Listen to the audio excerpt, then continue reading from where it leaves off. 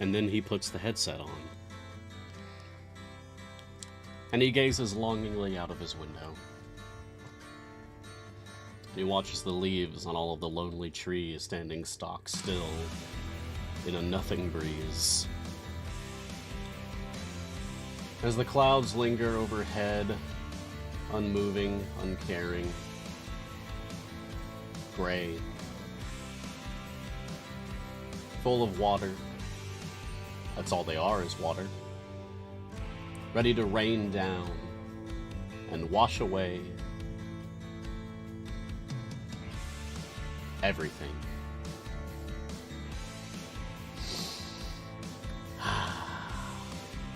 A beautiful morning. I love it. Hello, everyone.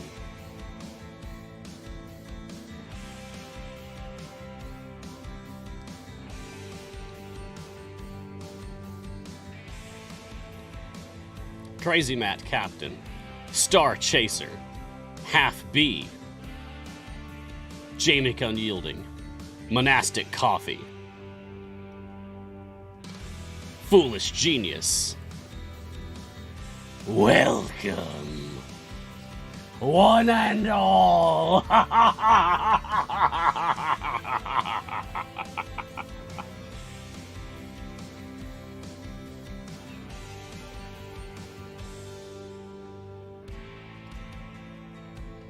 You brought eggnog tea today?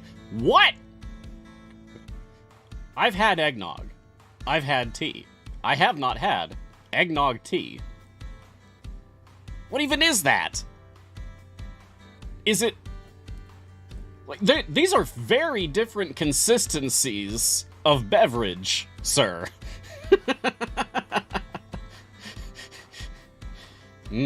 Thick, chunky tea. Oh.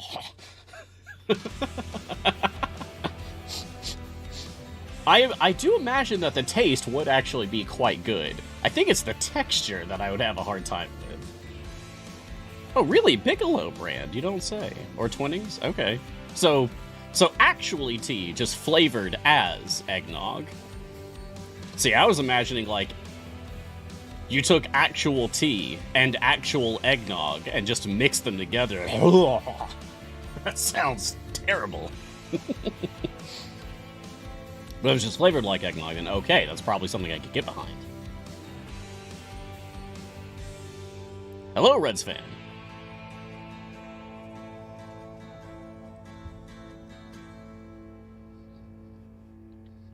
Eggnog flavored. Okay, cool.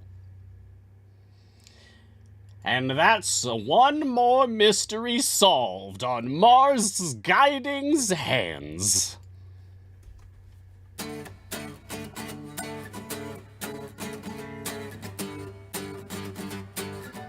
Okay, that's fair, Fallen Angel. That's actually very fair.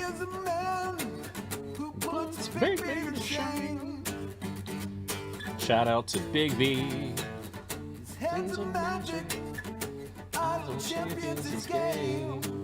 Shout out to Hands and Games. Cup of tea.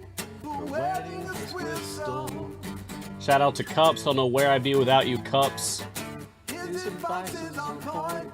Like a magic missile. Shout out to Points. Hey Mars, we've got questions for you. Shout out to the concept of For You. Mars, we need your guidance too. From your guiding hand. Shout out to Guidance. The general concept of advice. Look sharp. Yeah.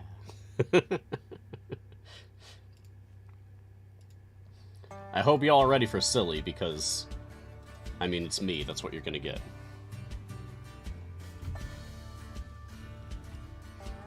Ready? 3, 2, 1. Here we go! Greetings, champions! Welcome to Mars Guiding Hand! I'm Mars! This is Idle Champions of the Forgotten Realms, the free-to-play, officially licensed Dungeons & Dragons Formation Strategy Management video game from Codename Entertainment! On this show, we take a look at the latest content, discuss strategies, and answer any questions that you may have about the game. So get cozy, grab a drink, and join me for a little while as we talk about all things Idle Champions! And I'm never doing that again. Yeah, so today is Tuesday. It's April 26th, 2022. It's episode 184. Welcome, everyone. Welcome. Glad to have you. Yeah. Today's tea, by the way, is, I'm happy to say, double cream Earl Grey from Friday afternoon. It's raining. I can have an Earl Grey. Yay. It's been a while, honestly. Bring on the rain. I have so much Earl Grey I want to get through. More. Come on. You want that intro every show? I don't know if I have it in me.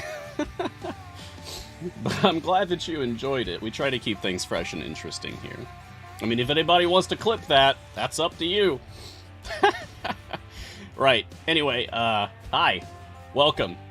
Good to have you. You know what we do on this show? 184 episodes in. Used to be 5 days a week, now we're 4 days a week, but still 5 episodes a week. Plus, I'm also on Formation Saving Community Q&A, and who knows what the future may hold? Anyway, I basically live on this Twitch channel and answer questions for you. So, if you're a newer player, or if you're a middle game player, or if you're an older player, or if you're not even a player of Idle Champions for that matter, you can still ask questions. My job is to sit here and answer questions with y'all. So, if you have questions for me, drop them in Twitch chat. Just as a heads up, if you're watching this on YouTube, I will also see your comments. My mod will not. My mod today is Jordan. Thank you, Jordan, for catching questions and moderating and producing. But if you've got questions for me, the best place is on Twitch, because then Jordan can actually catch them. If they're on YouTube, I will see the comments go by, so you gotta get lucky about me catching them in time. Best place to ask questions is on Twitch. Anyway, so, if you have questions, go ahead and drop them in, and Jordan will grab them. We have no leftovers to get through, so clean slate, fresh start. With Solbicio, question, are you doing another trial today? I want to get in. I am. Let's set that up right now for both of my accounts. So, this is the new thing that we're going to start doing. I've got 2 accounts, both are ready to do trials. So I'm going to set this up, doing a trial for both. For one, we're going to do like normal difficulty every time. And then for another, we're going to do a higher difficulty every time. So that, like, we can appeal to more people that way. Alright, so here on my Epic account, both of my accounts are just Grinding Mad Wizard, by the way. This is my progress on my Epic account. I'm almost level 4. Check it out, I finally got an Epic node on something in my Modron automation on my Epic account. Like, all of this just to get an Epic node here. And a level 3 over here is a rare node over here. Yeah. It's a lot of work just to get 2 nodes at a pretty good output. Anyway, trials. Let's go. Claim rewards. So, shout out to Jarlaxle456, Crazy Matt Captain, G-Guy 11420, and Mishra1A for joining me for my first Trials and Mount Tiamat run on my Epic account. We won! Huzzah! Oh, I have to in 54 minutes. Okay. We have to wait 54 minutes. Okay. Someone, set a timer, and come back to me in exactly 54 minutes to tell me to start my trial over there. But we should be able to do it on my Steam account. Alright. So, also shout out to Seeker and Green Goo and Oxyolotl and Peter Panda for joining me for my trials for Steam. And now we can start a new one over here. Nope, we're not doing Exalted Legend. What can I afford? Oh, nothing. I can afford nothing right now, except if I want to spend my one prismatic vial. Okay, so we're just going to do a normal campaign for both, I guess. Right. So that's F9, Q9. So let's set this up. F9, Q9. There we go. And that one doesn't exist yet, so just ignore that one for now, I guess. There you go. So normal difficulty, F9, Q9. I'll just take whatever is left. So that's on Steam.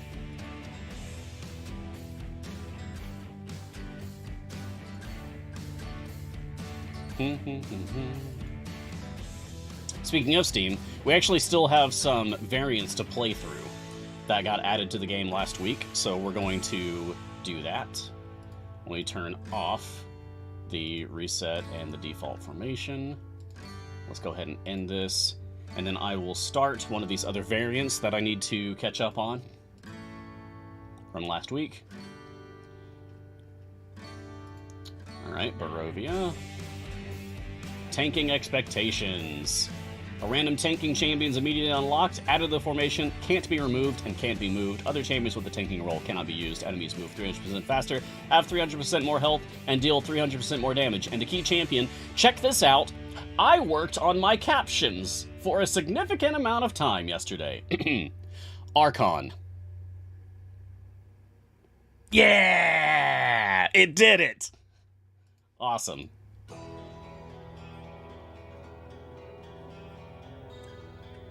So, friendos out there who rely on captions, thank you for your patience. It's going to be messy as I continue to work out all of the corrections to the word strings that I need to in order to force my captions to interpret champion names correctly.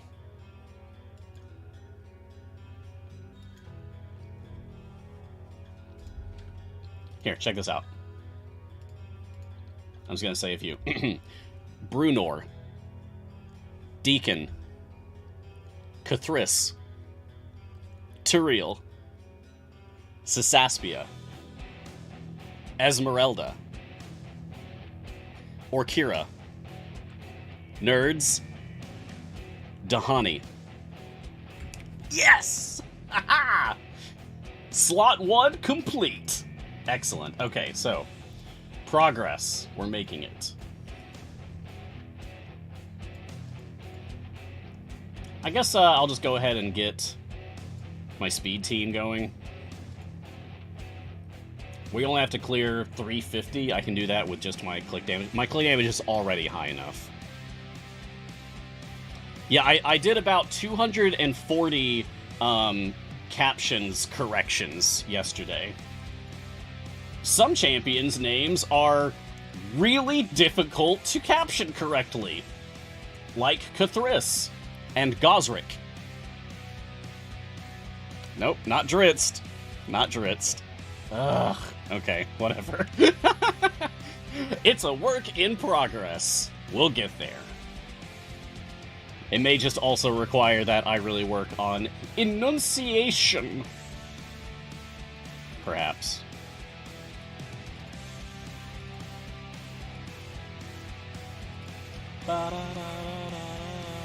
By the way, allergies are affecting me again pretty badly today. So if I am sniffly, or if you see me using this washcloth over here, that's why. I'm just trying to keep my allergies maintained while we do the stream thing. Thank you for your patience and understanding.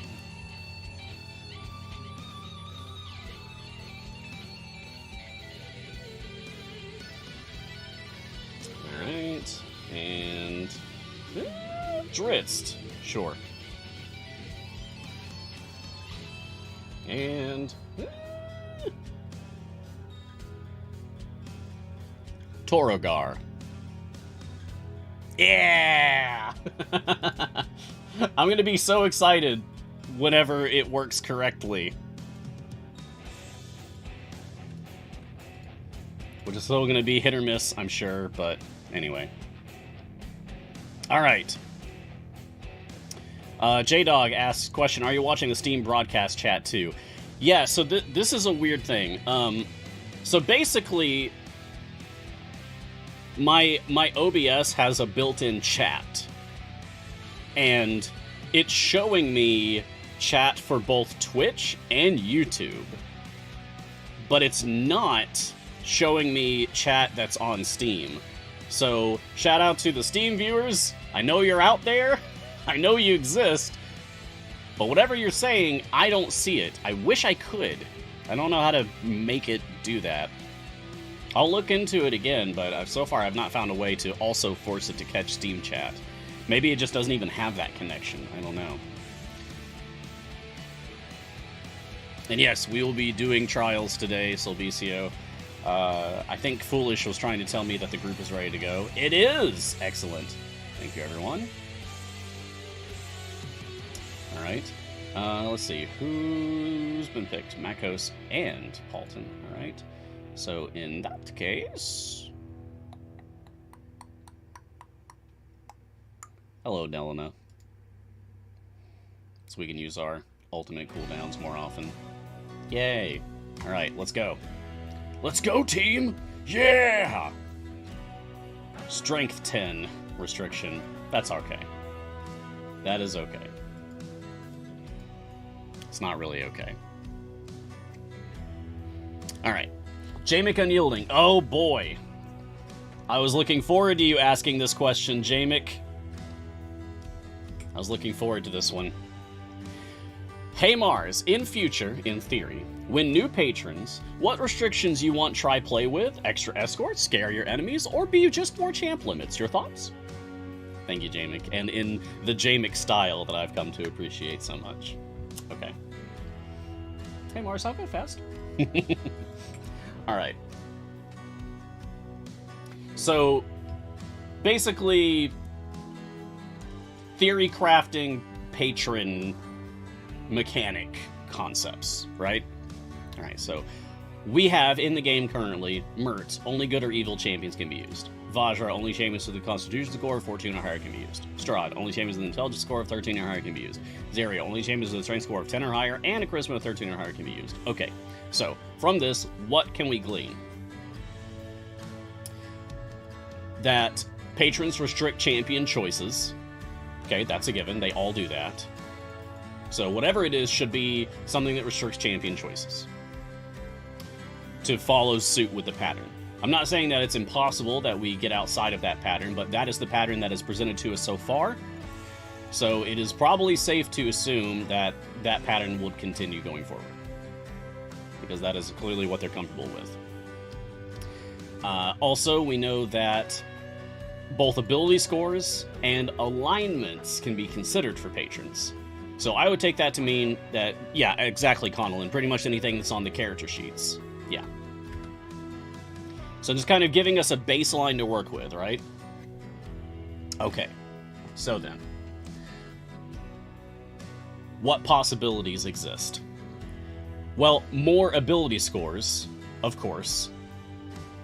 And I think it's kind of the low-hanging fruit to just say, like, yeah, like, I don't know, a dexterity 14 plus patron. Sure, yeah, of course. We can just have a patron that's just X plus or minus some ability score, or multiple scores, like in the case of Zariel. But that's boring.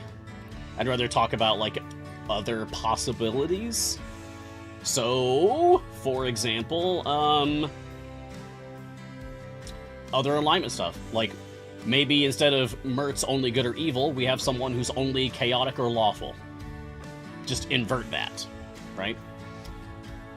Or transvert that? Or whatever, you know what I mean. Just similar but different. I feel like a patron that restricts based on roles, everyone would hate that. Be something like, yeah, just no tanks. Just, you're not allowed to use tanking champions for this patron. Well, that's a nightmare. So probably wouldn't be something like that, right? But I could see something that is like, almost like a lesson in classes.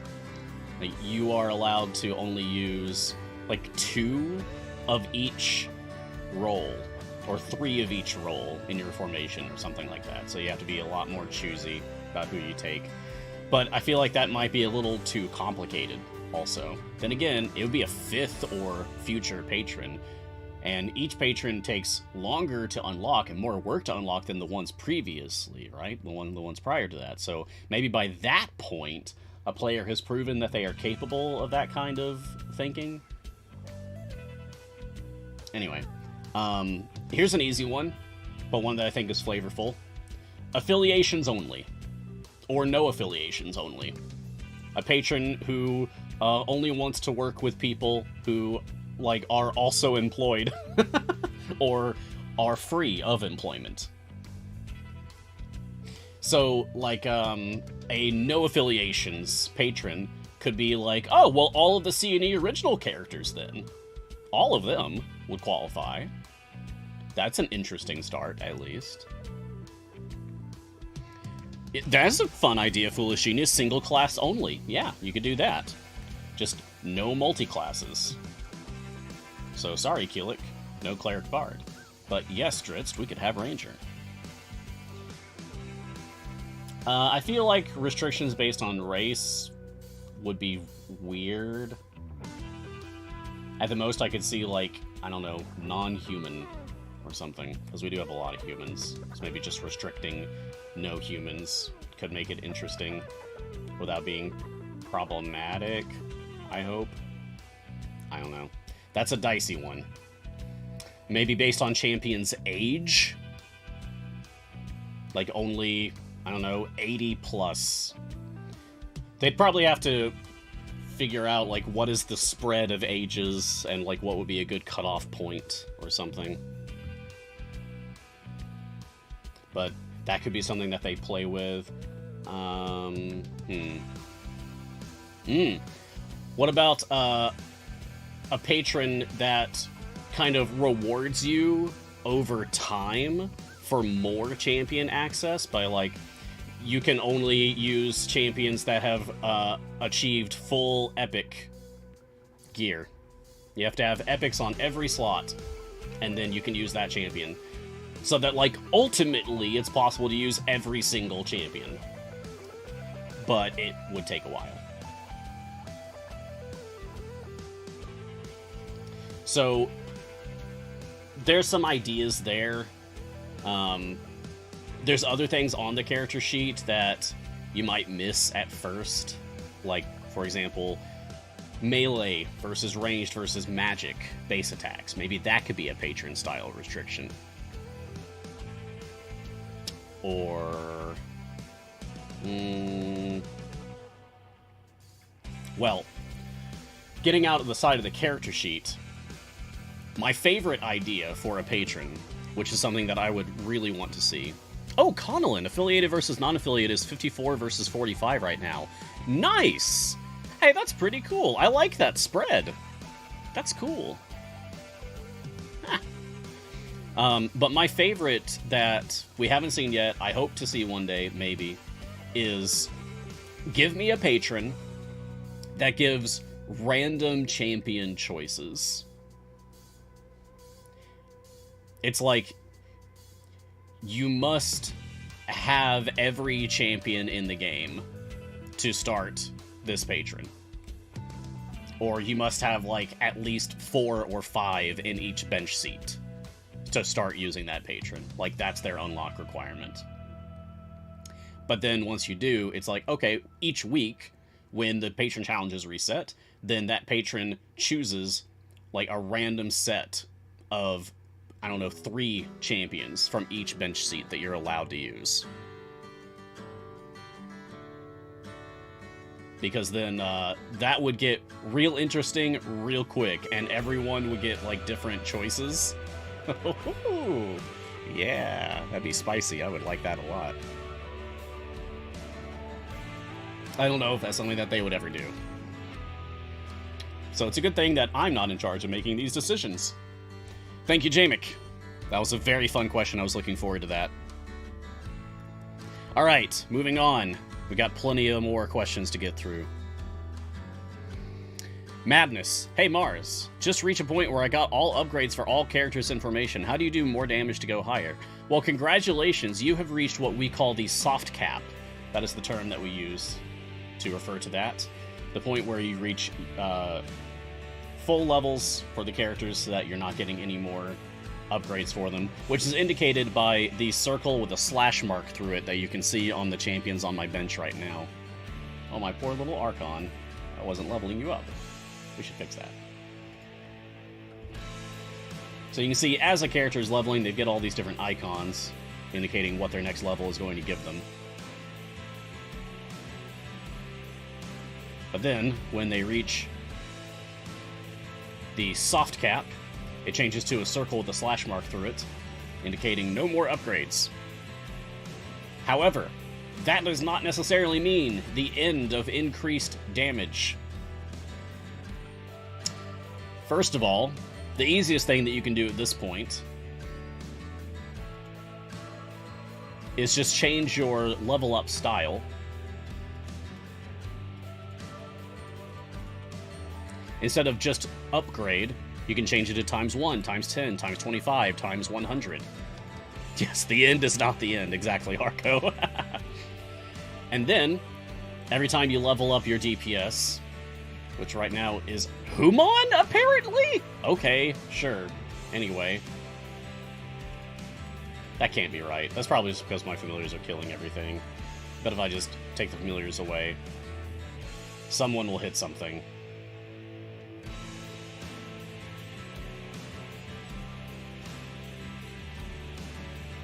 Is it actually Human? Have I actually set up Human as my DPS here? Okay. Anyway, when you level up your characters beyond their soft cap, it improves their DPS. Just barely. There you go. See the number going up when I leveled up Dritz there? So I guess my DPS is actually Dritz, which is good.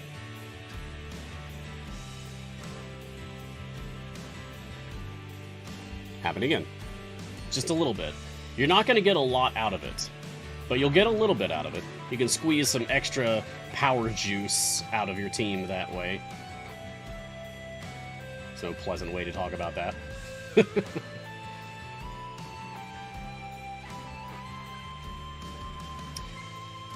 However, leveling up your champions and getting upgrades is only one of the many dials that you twist to power up your characters.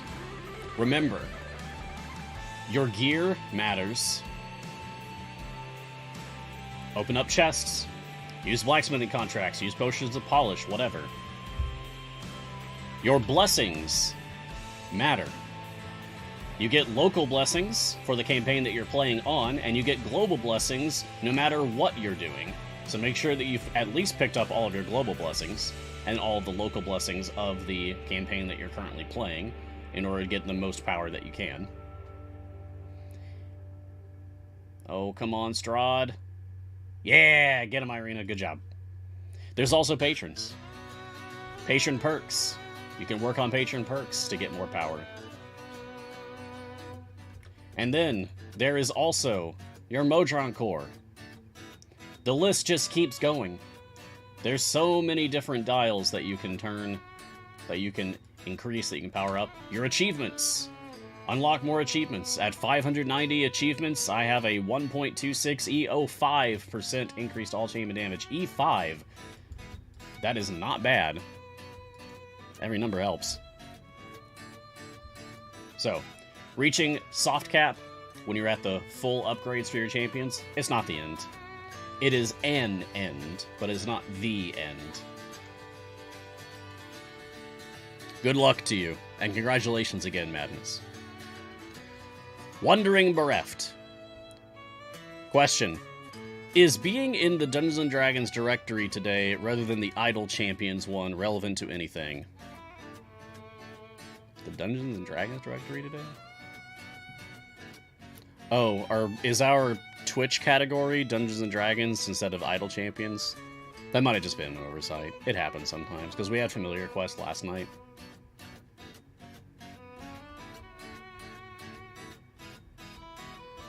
Nope, that's not what it is. Then I'm not sure what you're talking about, Wandering Breath.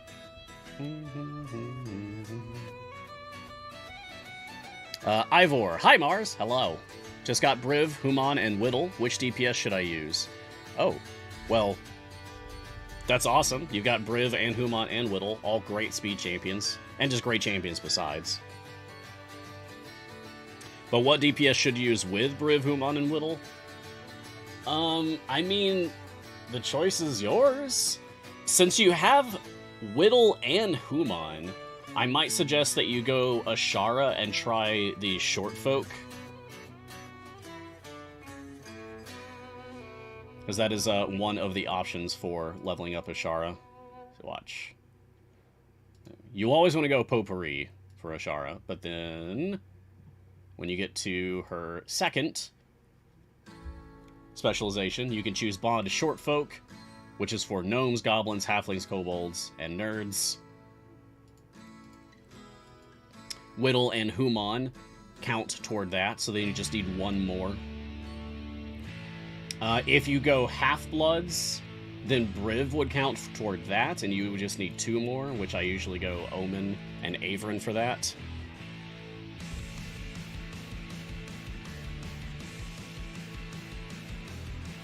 Oh, did captions mess up again?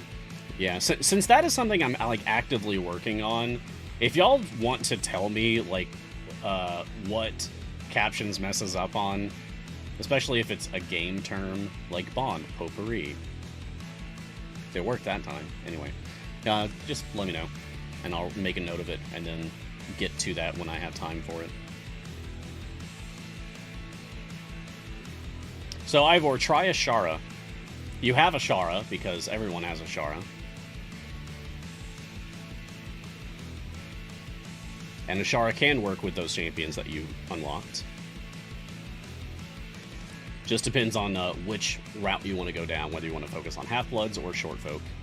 There are, of course, other options as well. Zorbu DPS is also good. And works with basically whatever setup you want to use. Give me 80 gold. Okay, that's a good name. Do you keep the gear you open from a champion's chest of a champion that you don't own yet? Yes, you do, in fact. I have shown this myself by example multiple times on the show. It's rare that I get to show it because I have to get gear for a champion that I don't own yet, which on my Steam account, I typically own a champion day one that they come out. On my Epic account, I usually don't get chests for champion gear ahead of time. Like I don't redeem codes to get chests like that. I only redeem Electrum chest codes on my Epic account. So it's rare that I'm able to do this, but I have shown it off multiple times. I think most recently I did this was with Tatiana, that I opened up some Tatiana chests, got some gear for her, and then unlocked her, and her gear was already there. So no, it does not go to waste. It is applied to the champion. You just don't have the champion yet. So then when you do actually get the champion, you'll see that they already have gear on them. Lurker Ben, where do I find 5,000 constructs for my Vajra challenge? Mad Wizard. You can go to Mad Wizard for most of your kill quests. I forget which stage it's on. One of these, though. Sprites. Sprites. Oh, 37-3. Okay, well, I'm going the wrong direction then. I'll turn off the area goal here.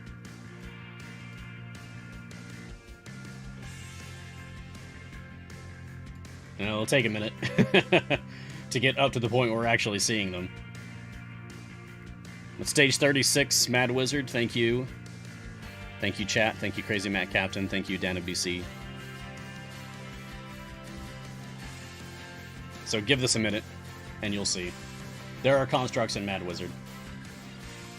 There's also Fae and Fiends and Beasts. Pretty much just everything but undead, really.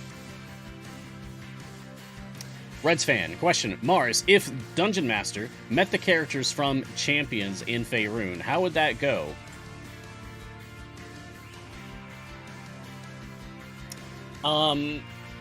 That would be really fun. I could see that happening as, like, special dialogue for an adventure. I think it would be, like...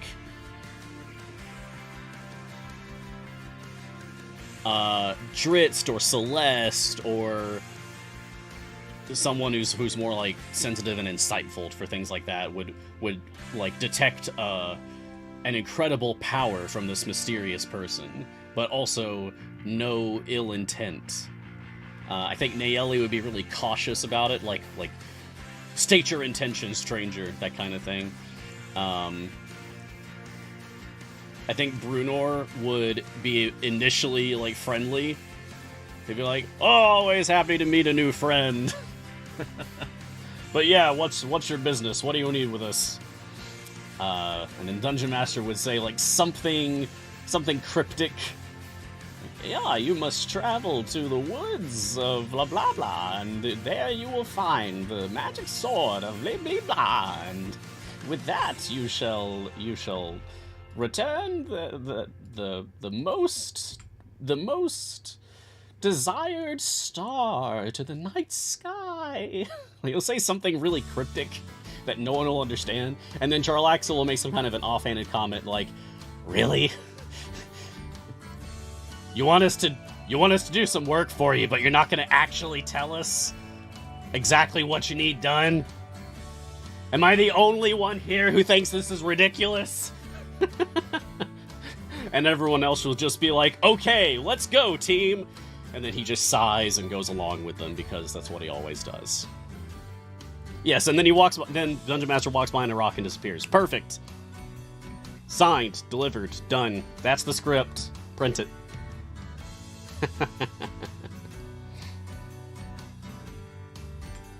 Reaver, question. On a scale of watching paint dry...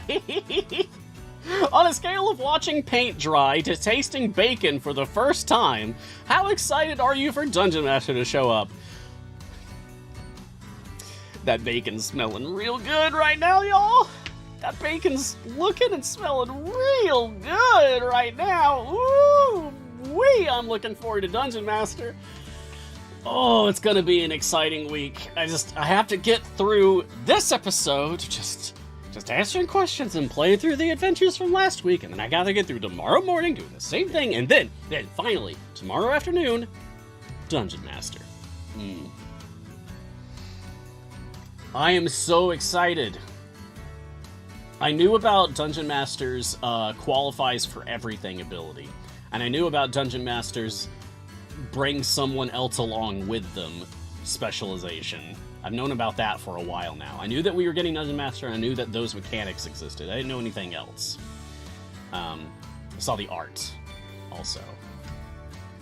I didn't know about the rest. Like, I didn't know about wanting to work with young champions specifically, that kind of thing.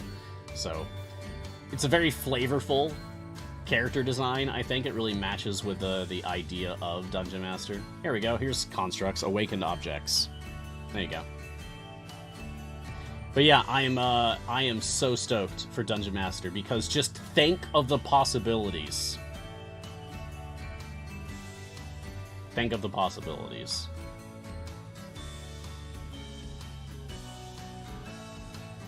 Every single variant and patron variant is going to be shaking in their boots after tomorrow. Because you just bring in Dungeon Master, and then specialization for special guest star, drop somebody else in, hopefully you get someone good, and then hopefully tear it apart. Oh man. It's gonna get silly. In the best ways. Now, I don't foresee Dungeon Master being the kind of character that people are using in free play deep pushes. I don't think you really use him for his buff. I don't think he's gonna fit in like optimized formations because of like the way he buffs, the power that he brings. I don't know. I don't know what the sheer numbers are. Maybe he's like a god tier support. I don't know, but I feel like he's going to be like Desmond in that there's just specific things that you want to use him in. And for him, the specific thing is variance in general. Patron variance especially.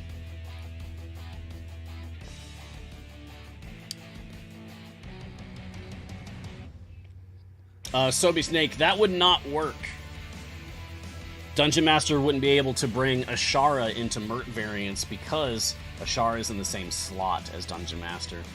Dungeon Master's special guest star will bring in a champion that doesn't normally qualify, but it has to be from a slot that isn't Dungeon Master's own slot.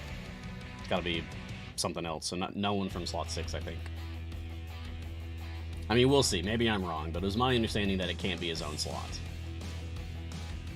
Anyway, I'm excited about tomorrow. Very much, yes. That bacon does smell very good. Alright, switch back over to my Steam account. Yeah. Shavek, question. Just picked up Freely's Master Orator feat. Am I right in thinking that you only have to have it equipped at the end of the run before resetting? Let me just make sure that that is for Adventurous Tale. Yeah. That is correct.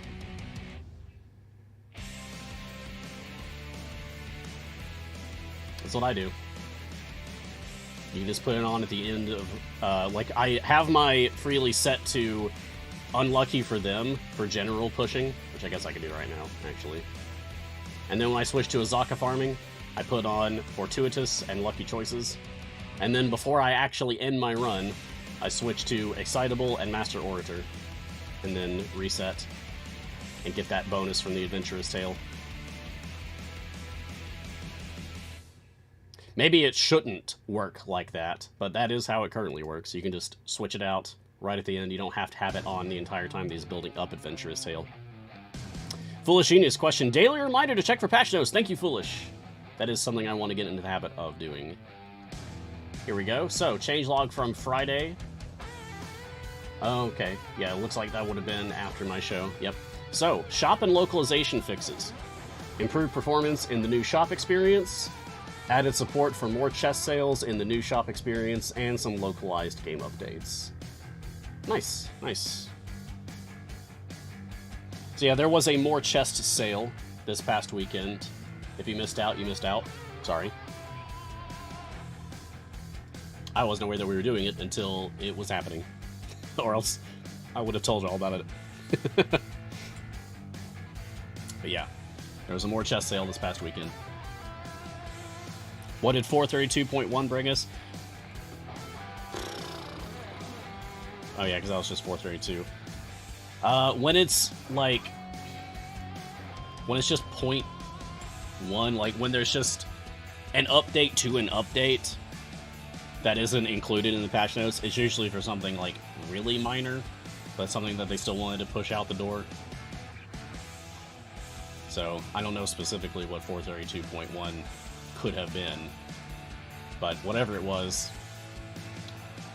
it probably wasn't affecting enough players to warrant a changelog update. I wish we did have changelog for literally everything, but that is apparently just not how we roll. I like very exhaustive changelogs.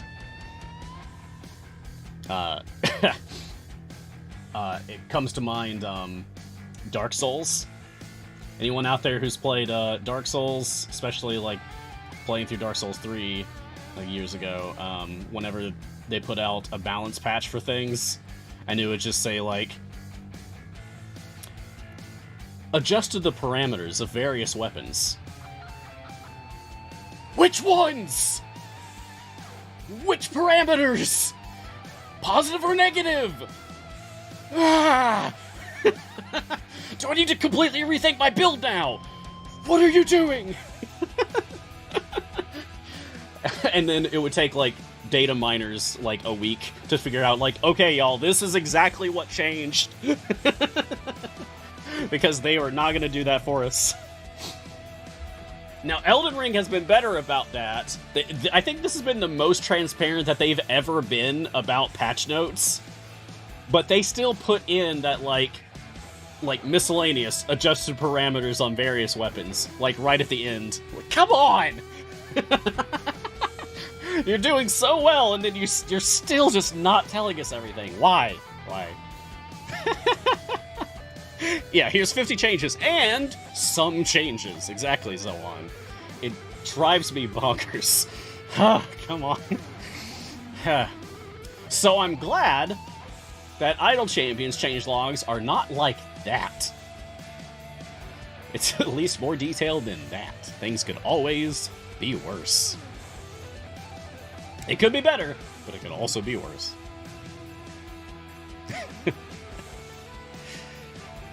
Legendary Dragon. Question. Can you earn familiars? I believe some you have to pay for, but can you earn skins? Because I've only seen skins for a trade of gems, etc. Familiars, chests, and you can buy chests with money if the player out there wants to. Alright.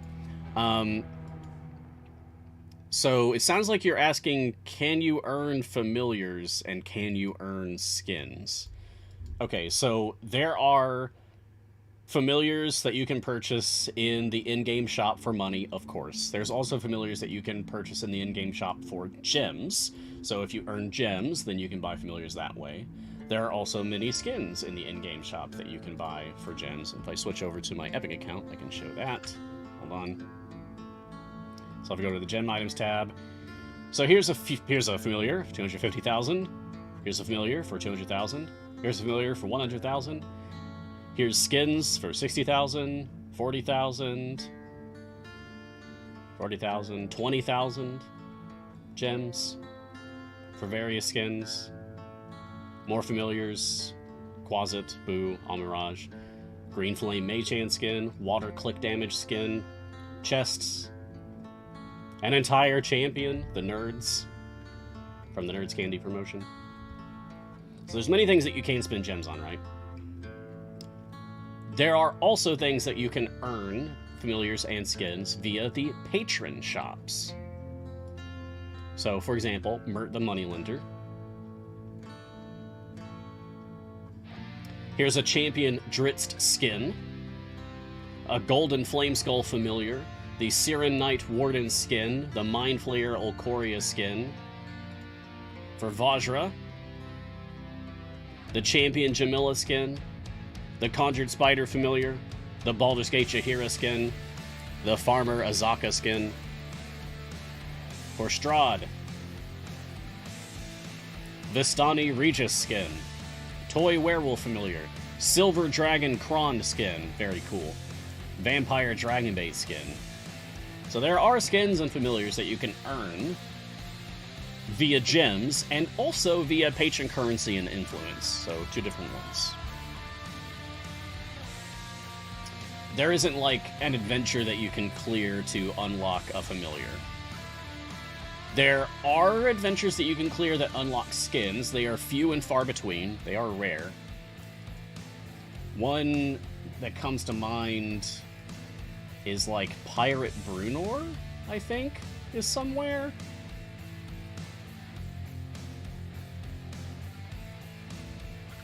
Maybe in Grand Tour of the Sword Coast somewhere.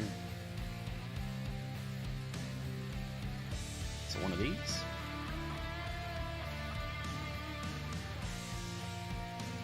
No. One of these? No. I could have sworn there was a Pirate Bruenor that you could unlock. Oh, it was from an event variant. Okay. I was probably just thinking of like an event that uses the Sword Coast map, and that's why it made me think of Grand Tour of the Sword Coast. Okay. But yes, there are certain skins, few and far between, and hard to find apparently, that you can unlock by just playing different adventures.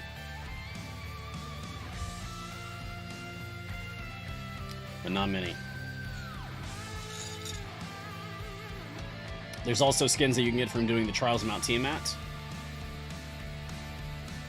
Like, because I just cleared a Trial of Mount Tiamat from last week, I have my first skin in my game, which is Wormspeaker Krull. Yay! Now I have a skin. Huzzah. Clearing each of the different adventure options of Trials of Mount Tiamat will reward you a different skin for a different champion, the Wormspeaker set of skins. So there's a few that you can get that way too. Foolish Genius. Question. I tried random male champion variant for Mert and got Lucius, who is illegal in Mert. Yes, I put in a ticket. Do you know if random champion of our choice is intended to break rules like that? It's not supposed to.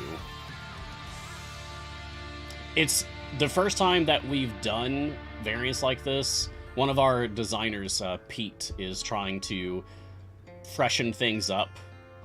You know, like get outside the box with the way that we've been doing variants and try out new ideas. And that is one of the new ideas that I think, if it worked perfectly, then I think is pretty cool. But there are clearly some bugs to be worked out with it. Also, I think they could use some more transparency on the fact that the key champion that's chosen changes when you clear some other variant. Because by default, it does not say that, and I think that's going to cause confusion for some folks. We have completed tanking expectations. Let's move on to something else. But yeah, it's not supposed to do that. That is a bug, Foolish. So hopefully that is something that gets fixed. Okay, that's it for the new stuff from Grand Tour. Over in Waterdeep, I still have something to play. I still have DPS in the deeps. My key champion is Jaheira. Jaheira DPS, you don't say. Okay, that sounds fun. Let's try it.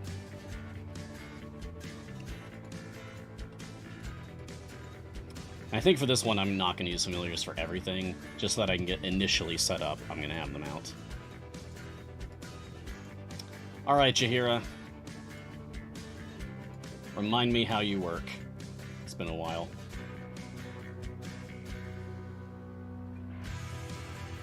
You know, she cares about enemy types being killed off. I remember that. Yeah, with a stacking mechanic. Right. And her class warfare choice. So, Jaheira herself is a fighter druid. So I think I'm going to go with class warfare hybrids. I could go bruisers or hybrids for her. I'm just going to go with hybrids because I like hybrid characters myself. I almost always play a hybrid type of character myself. I like being able to fight things with the sword or whatever and cast spells. Yes, please. Let's see, what are we fighting? Well, there's definitely humanoids in here, so let's take civilization.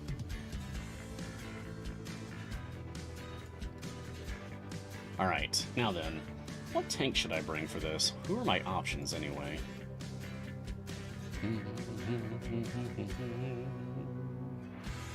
Other champions of the DPS role cannot be used. Okay, so like no Gromma, no Archon. No nerds.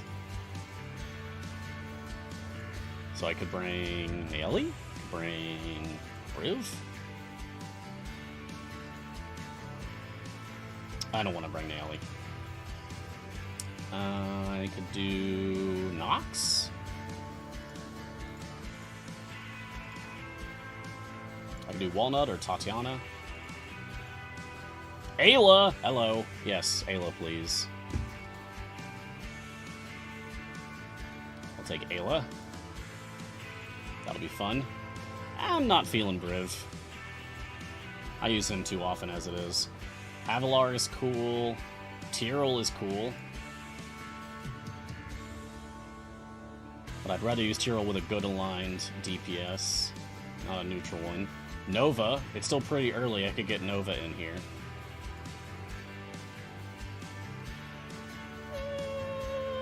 Jaheira, how's that intelligence score? 10?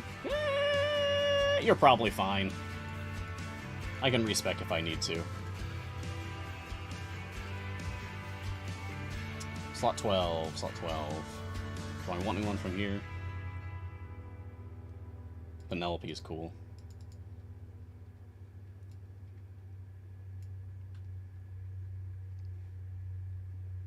Although, yeah, I'll just go with everybody, I guess, to be friends. I really want to use Penelope, she's adorable. And I'll take Minor Eruption, because it's cool. Okay. And if I'm going to use Penelope, I should use Freely. Because they go together.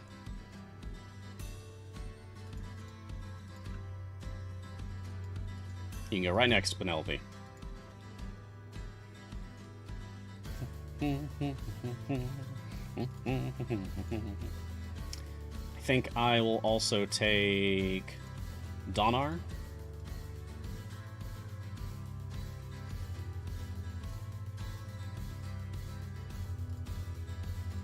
At this point, I'm going to take Familiars away.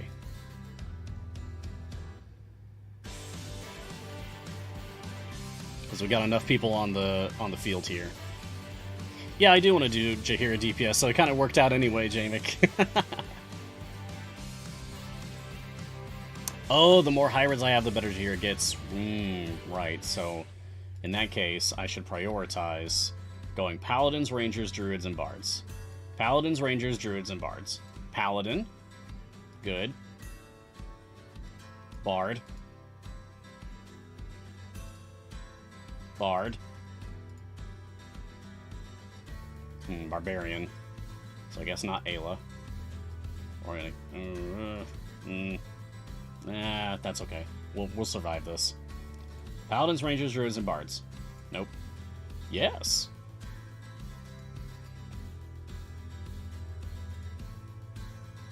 Druid. Gas spores, come on. Just get them gone, please. Thank you. Alright. No to Nova. Well, Paladin, I guess we are using Briv after all. Which means we're also going to get Briv skips here. Okay. And everybody else can stay. Paladins, Rangers, Druids, and Bards. So I can keep Deacon.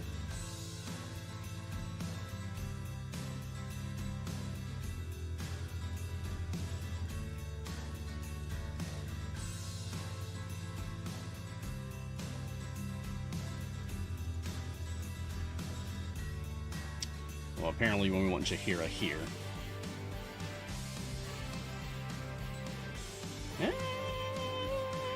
We can make this work.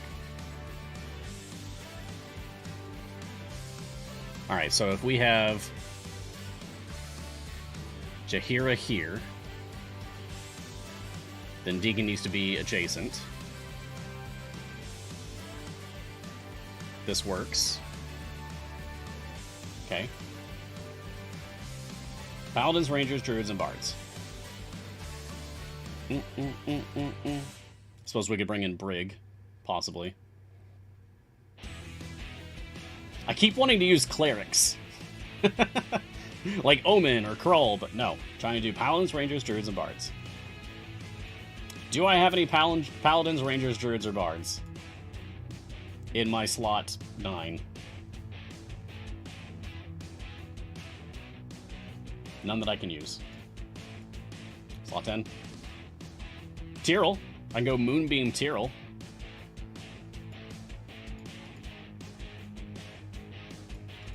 Alright. One more. Or two more, actually. So, sure, Brig.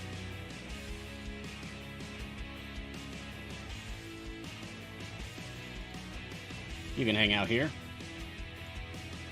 Paladins, Rangers, Druids, and Bards. Am I out of options?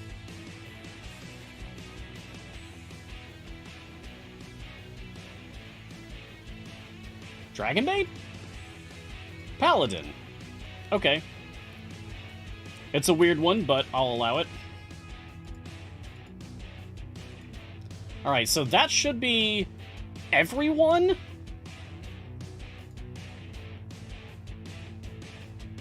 Yep, 10 stacks for E5. Alright, now that is a Jaheira DPS formation. Yes, it doesn't work unless I sing it. I have to sing the song, but it just doesn't work. That one doesn't work. It's too wordy. Do I have any paladins, rangers, druids, or bards in my slot 1? That doesn't really work. Yes, Dragonbait is a paladin. From another world! If you didn't know, Dragonbait's literally an alien dinosaur. Sacred warrior man from another planet. I love Dungeons and Dragons. Is Jaheira DPS or is it secretly Penelope? It is Jaheira right now, actually. But I wouldn't be surprised. Well, Penelope E94? So even Freely and Tyrell actually have higher damage output than... Or, well, the base damage. The running average shows that Penelope is, yeah, second place at E118 behind E125 for Jaheira. So, Penelope's trying! Harco, win random option for Jukebox. I know, right? I would love that. Give me a random. Give me a shuffle. Give me the ability to save different playlists that I can load up. Come on. That'd be great. The Jukebox could be so much more than it currently is. Give me a mini player. So I could, like, still have play, pause, volume, skip, or go back buttons, and have the...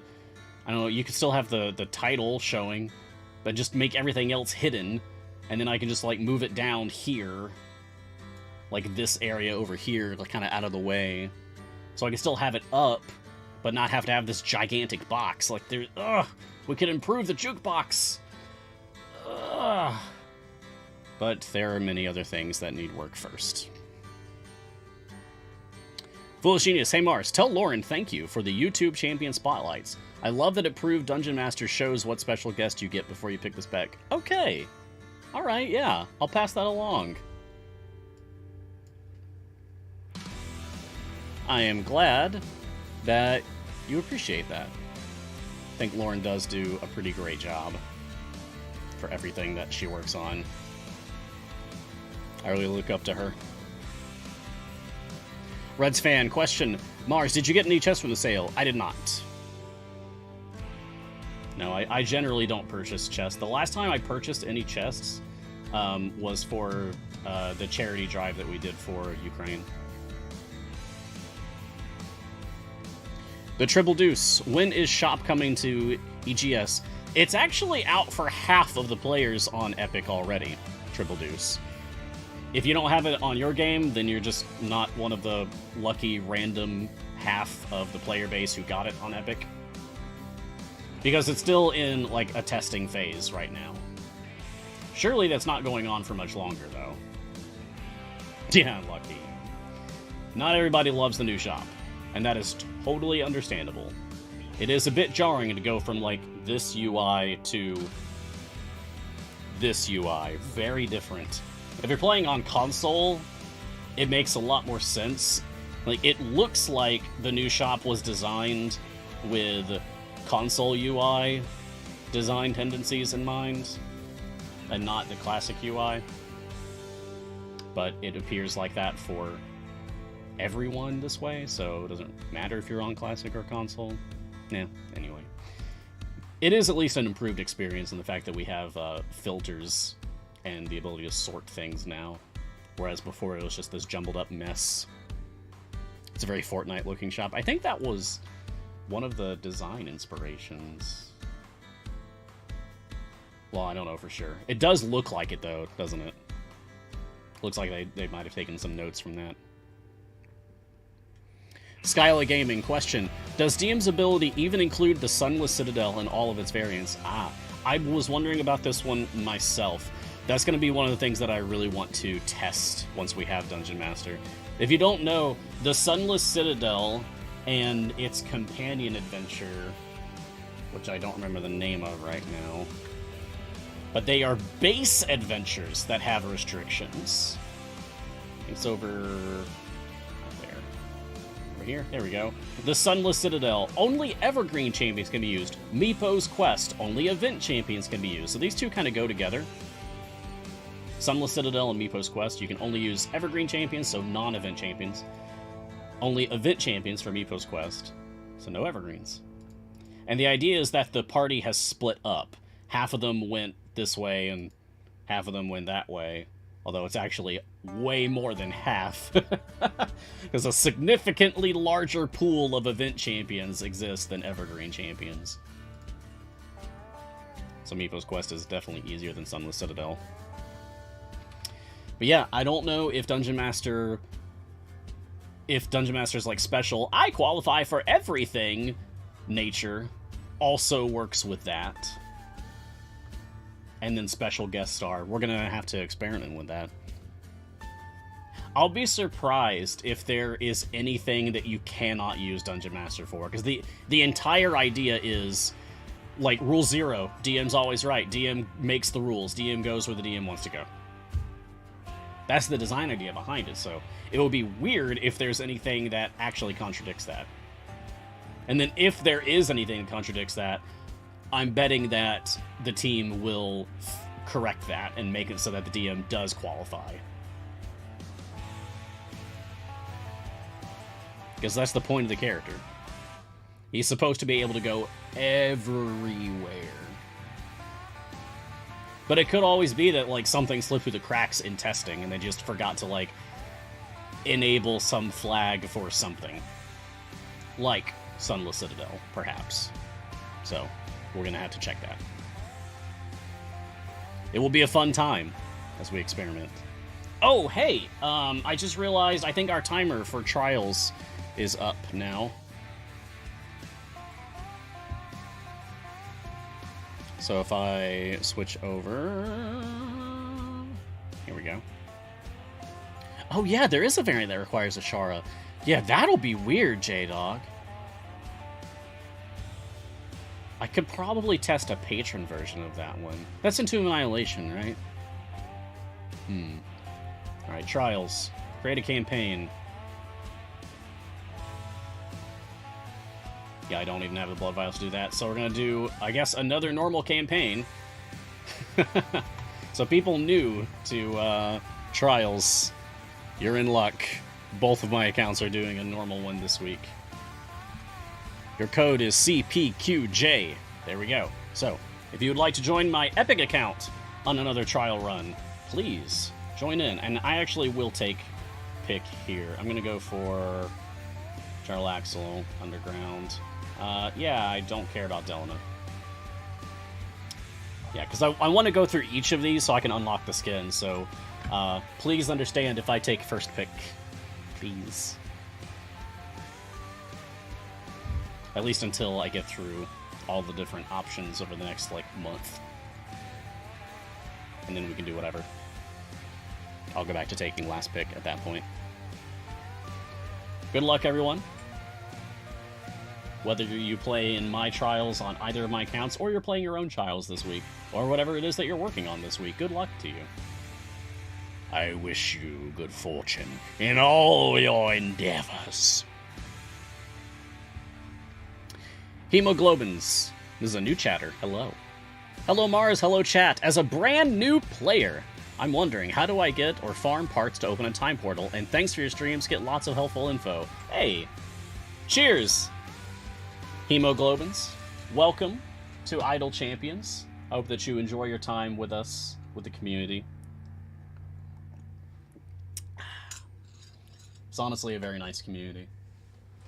It's a big reason why I've stuck around for all these years. I really, genuinely like it here.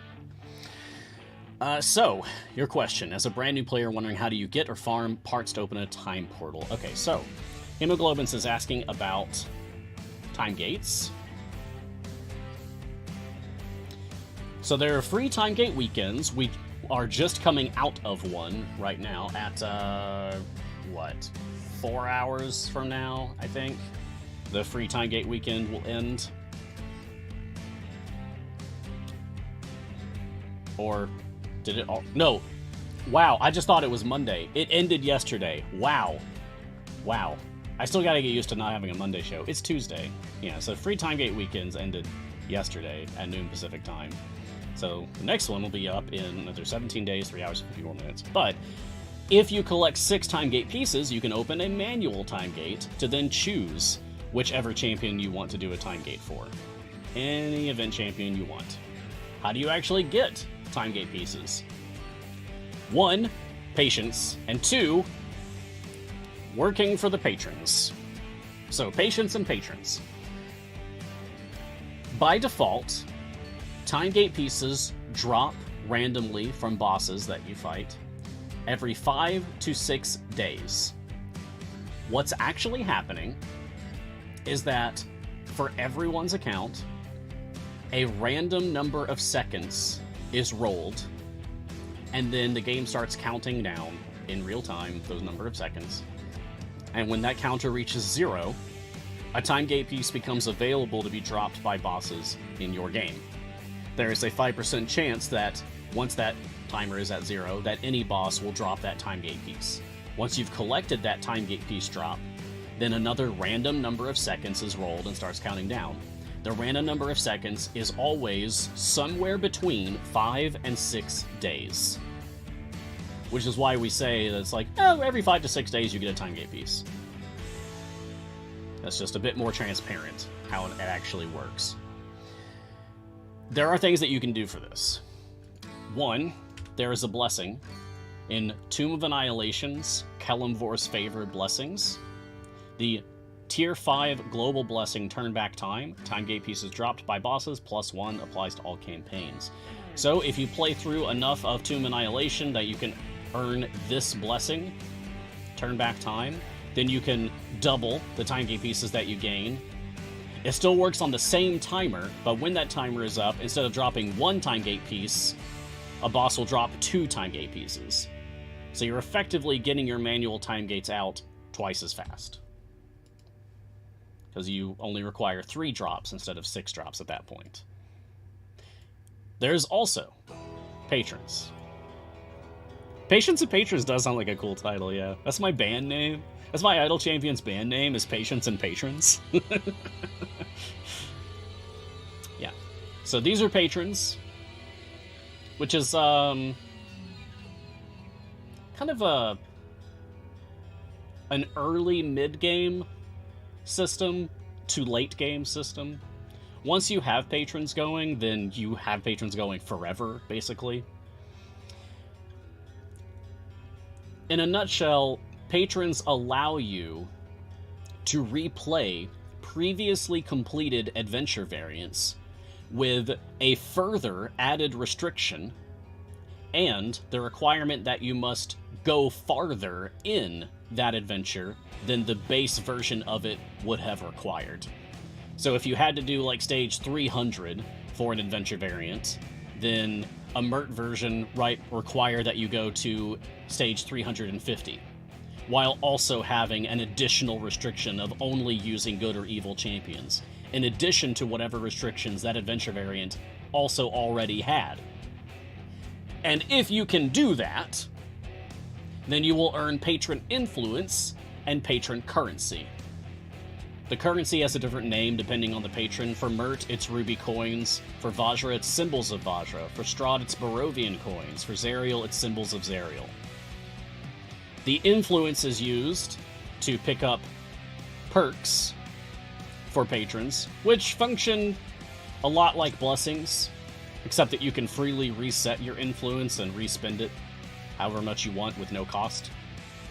Because you haven't actually lost any influence by spending it on your perks, more like you're investing it and you can pull it back out whenever you want anyway.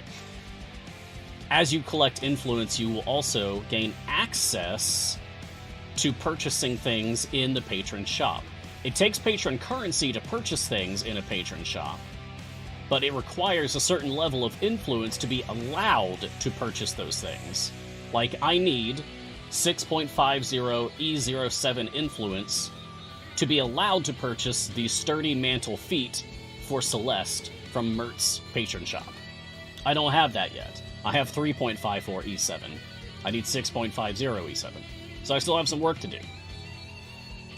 However, I do have enough influence to be allowed to purchase a Time Gate piece for just 2,500 patron currency.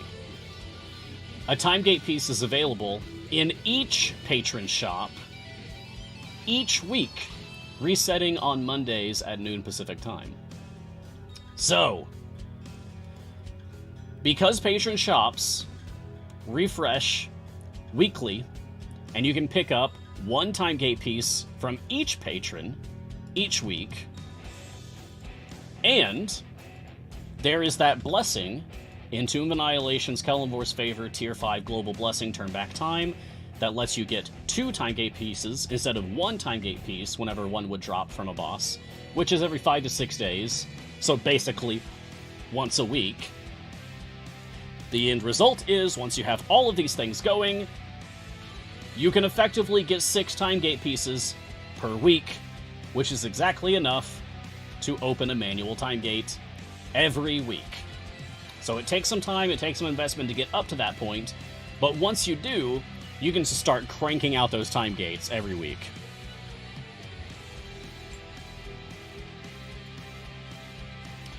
That was a very long answer, but it should be exhaustive. It should be everything you need to know. I hope that helps, hemoglobins. And I hope that you're still here to have heard that. Rangzor, question. What will Dungeon Master's first skin look like? Does he get a toupee? I don't know. We have really started, like, giving champions skins, like, on release, haven't we?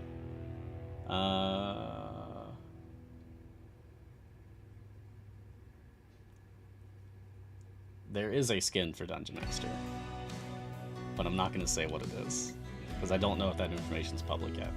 But stay tuned. There is one, and it looks really cool. Moving on, Jamek Unyielding, question. Hey Mars, who you want used with DM first? Me going Teen Squad, Heavy, Frida, etc. Yep, same. I will also be doing that. That is what I want to play as well. I want to play with the young people. We'll use a team of since we can't actually have the kids from the cartoon. I've got the DVD back here. That's my prop sitting on the Mimic behind me. It's the Dungeons & Dragons DVD cartoon series. That's going to be back here, along with my Dungeon Master. Oh, I should take the plastic off of this, because it's being very reflective. Oh, right. I can't, because it's actually the protective sleeve. So this doesn't really work as decoration then, does it? That's unfortunate. I didn't realize how reflective that was in the light. Oh well. But yes, I will be using the young people. Because you can make a full team with it. I think we counted there's 9 champions across all 12 slots. That you... Oh no, there's 12 champions across 9 slots. That's what it is. So that it's possible to have a full 10-person formation with Dungeon Master where all of them are young enough to qualify for that. I don't remember what it is. Is it Fear Not Heroes? I need to take a look at that Spotlight again. But we're going to be playing that one on stream, definitely. Yeah, that's right, 9 slots, not counting slot 6. Yeah, sorry, Rhea. It would have been really cool to use Rhea. Oh well. Yeah, Rhea gets an honorable mention. Now we need, like, a second Dungeon Master type character. we need someone... We need a champion now who can pull another random champion from a bench seat that's already being used. Oh, God, that would be wild. I've never thought about it. Like, Is that the solution to our woes about wanting to use champions from the same bench seat? Could we get a Dungeon Master-esque champion that can forcibly pull in another champion from a bench seat that you're already using? But then how would you level up that champion, because their bench seat, they'd have to have like a special UI thing like just for them, or maybe that champion's shtick is that they replace themselves with that other champion, so that champion's like level up thing for the bench seat is shoved over there instead. Yeah, like they're pulled, exactly, Lidus, exactly. They're pulled out of their bench seat and placed temporarily in the spot where that person is. Oh, the implications! What kind of shenanigans you could get up to with that? Alright, real quick, what's the first broken thing you can think of that you could pull off with that kind of a combination, with that kind of a game mechanic?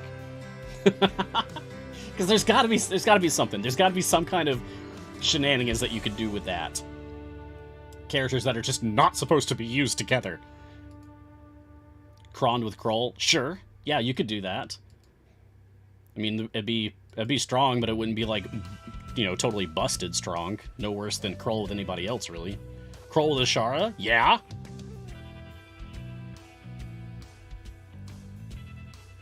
And for that matter, Krond with Ashara.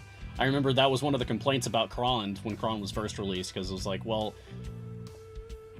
Or, rather, not when Krond was first released, but when we got Ashara's Half-Blood Bond, which allows for half-elves and half-orcs, because at the time the only half-orc in the game was Krond, and Krond's the same slot as Ashara, so it's like, what's the point of this? Why do we even have this? What's the point? There's no point. But yeah, you could force that to actually work. A lot of people saying, like, slot 6 stuff in general. Not broken, but Tatiana and Human. Yeah, I guess you could double up on the speed mechanics then. You could have Tatiana with Human instead of competing with Human for that speed mechanic. Interesting. But not really necessary, though, either, is it? Because when you're using Human, ideally, you only need, like, one enemy. And not a horde of them that Tatiana brings back. Warden with Nova, that would be pretty cool. Beetle with Grim? That's funny, Brian. Oh, Tatiana in Iraq. Ooh. That would be interesting. Does Tatiana... Tatiana does have enough wisdom. Yeah, so I guess you could actually make Githzerai focus work with Tatiana at that point. That would be interesting. Huh. Briv and plus Calliope for super invincible Briv. Yeah. Yeah. Oh, that's really interesting. Honestly, I need to make a note of this and maybe pass this along to people to be like, hey y'all, I had an idea for a champion today, for a champion mechanic.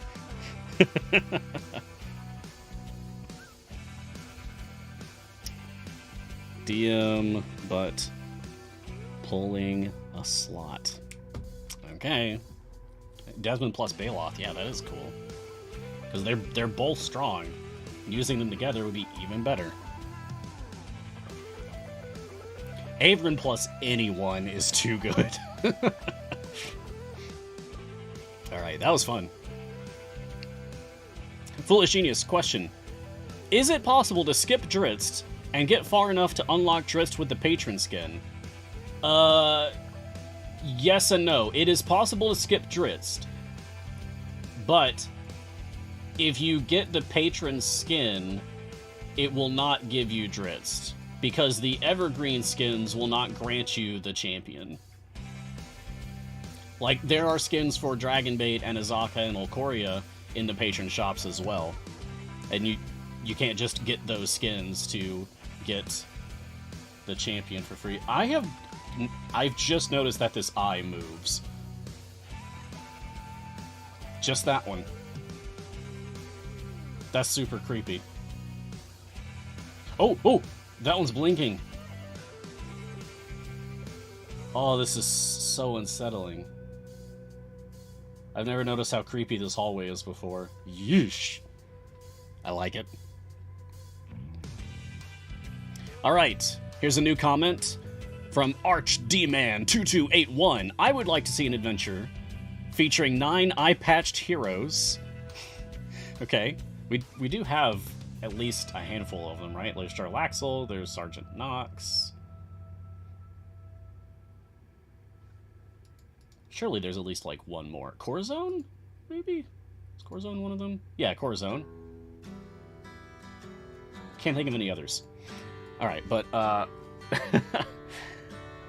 called a challenge called Depth Perception, where chances for attacks to deal 0 damage miss, but for those chances to be improved by placing opposite eye-patched heroes together, like Sergeant Nox and Calliope! Ah, yes, Calliope. There's another one. The chat is also telling me Calliope.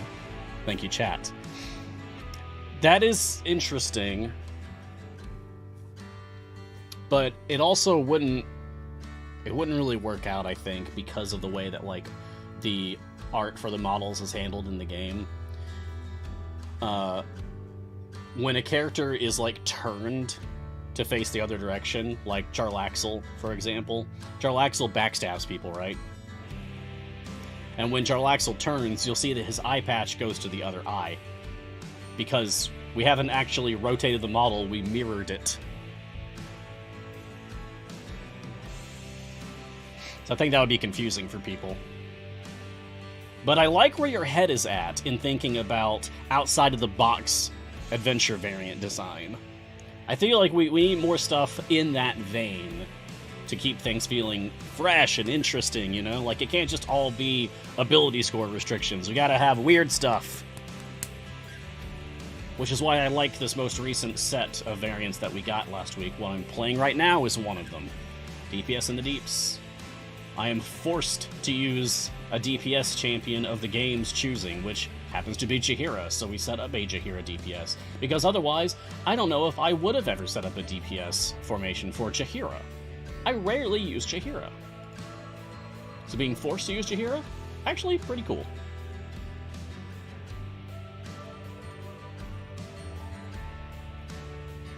An adventure with only characters with two-handed weapons. Yeah, there's the thought.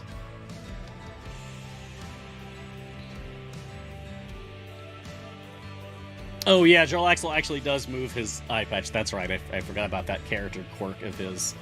Because he's really just all about, like, he hoards magic items, and the eye patch is one of them.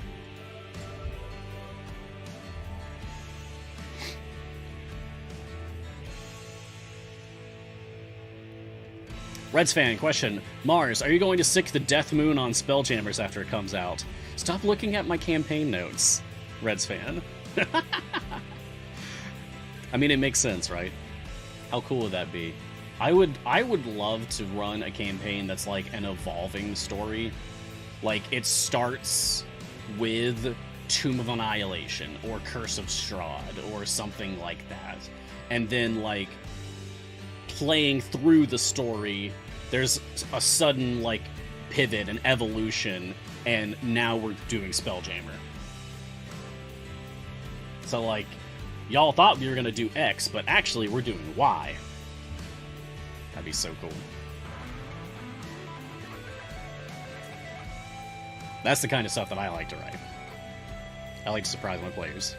JDog2773. Question and suggestion. Thoughts on taking the list of unpopular champions from Developer Insights and doing a daily 10-minute refresher on one of those champions' abilities to highlight why we should be using them?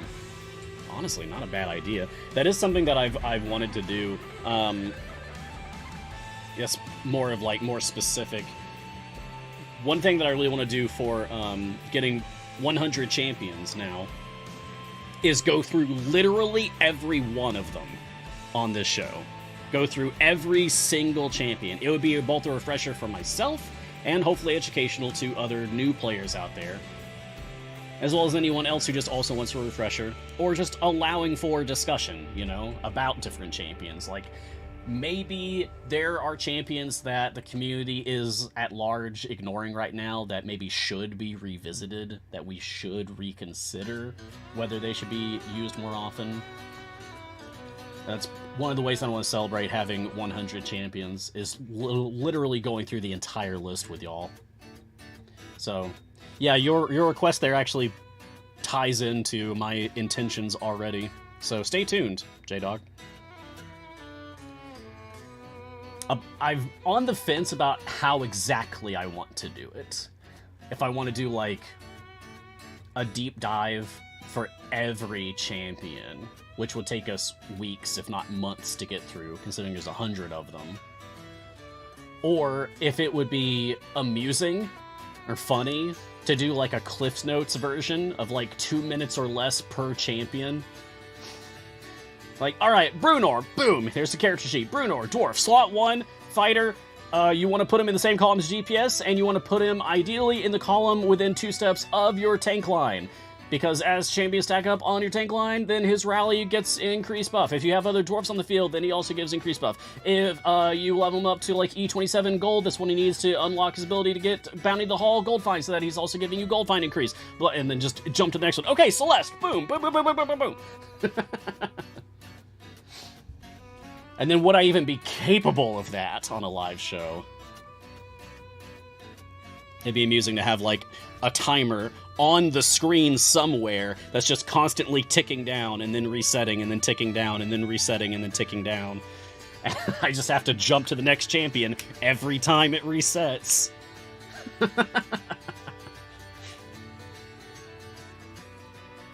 Even if I did that, if I did 2 minutes per champion, which feels like it's very fast. Even 1 minute per champion would make it so that you could fit it into a Twitch clip for each one. 1 minute per champion would be 100 minutes. That's almost an entire episode.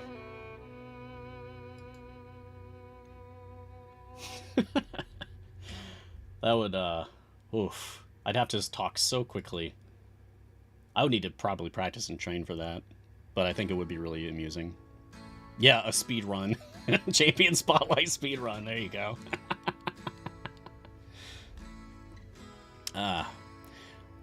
Red-Eyed Monstar. Question. Just been doing a time gate, and my 3rd gold chest gave me a duplicate rare item, so I only ended up with 2. Is that a bug? I thought gear wasn't meant to duplicate till you had all for that rarity. I don't think that's a bug.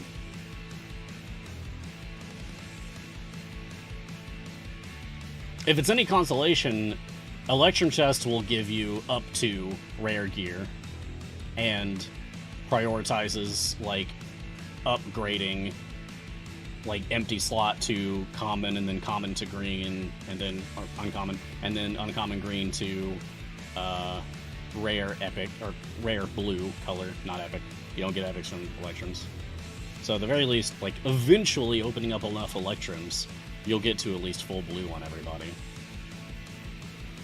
But as for whether that's a bug that you got the same rare, the same blue, for the same gear from 2 different gold chests from a time gate, I don't know if that's a bug or not, honestly. Sorry. J-Dog, will DM be all damage bonus for Trials Mount Tiamat, or all the bonuses? I don't know that one. It would be very interesting if the Dungeon Master gave every bonus, because then, I mean, he's just the go-to champion to choose, right? You choose DM every single time for Trials Mount Tiamat. And so because that would be, like, too obvious, like, that would be too popular of a choice, they probably won't do that. But then again, if there's ever going to be one champion that they let someone get away with that, it would be the Dungeon Master. It would be the 100th champion. So, maybe? We'll have to wait and see. My money's on all champion damage for Dungeon Master for Trials. Or maybe he'll be increased scales. He'll finally be a 3rd increased scales champion. That would be exciting. Willie One Kenobi, is Shaka's disintegrating wall of ice supposed to be able to one-shot kill bosses with extra health bars? You know, I usually use blinding. Let me check Shaka. There's disintegrating wall of light. And if I get Shaka out here... A wall of light appears near the right side of the screen. Enemies that pass through the wall of light take damage, and if they take at least 1% of their max health, have a 50% chance to be disintegrated and die immediately. Enemies not immediately destroyed gain a white glow under their feet and take 100% more damage for 30 seconds. It doesn't say that it doesn't work on bosses, and bosses are a type of enemy that you fight. So I would assume that this also does work on bosses. But bosses with multiple health bars? I don't know about that one. Oh, old man, you actually know the answer? Please enlighten us. I don't think that's something I've ever tested about using Shaka's disintegrating wall of light. I usually use blinding, but yeah. If Shaka's disintegrating wall of light can one-shot multiple health bar bosses, that's pretty cool for Shaka.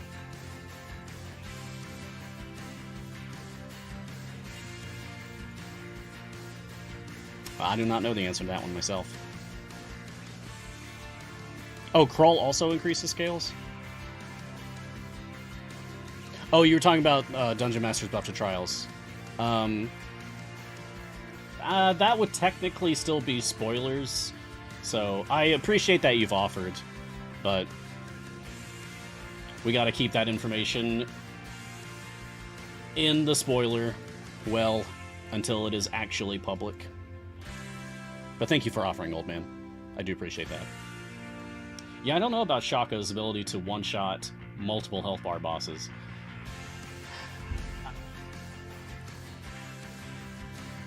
I mean, maybe, but I could also see it working as, like, it just one-shots that one health bar, and then the boss's next health bar is going. But then I guess it would then hit the next health bar, and then zap that, and then zap that, and then zap that, and then they're dead. And I could also see it just as easily just not working to one-shot them. I feel like if this was a thing, if Shaka's disintegrating wall of light could actually one-shot kill multiple health bar bosses, I would have heard about it by now, before this. I feel like this would have been something that I'd heard of at some point in the past. So I'm going to go with probably not.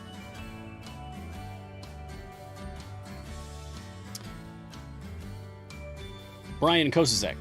Question, thinking about it. Having DM pull a champion sounds highly controllable. In a second party, use all the champions you don't want, and the GM... Dungeon Master would then only have one champion to choose. Oh, I get what you're putting down. I'm picking up on it. Okay, so Brian is saying that, theoretically, if Dungeon Master is able to force a champion to be used in an adventure or a variant that they don't normally qualify for, then you could use background parties to put in champions that you absolutely don't want Dungeon Master to choose, and then Dungeon Master would then only choose champions that you have not put into a background party. Maybe they thought of that. Maybe it causes one of those dialogues to pop up saying, like, oh, champion Shandy is currently being used in another party. Would you like to recall that champion now? And then you say yes or no.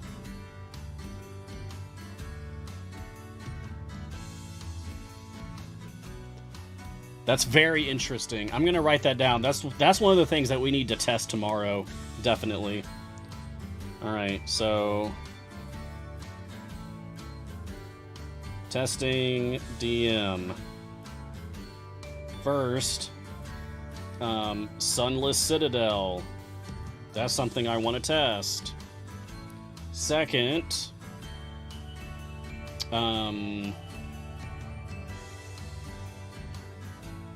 background party polls.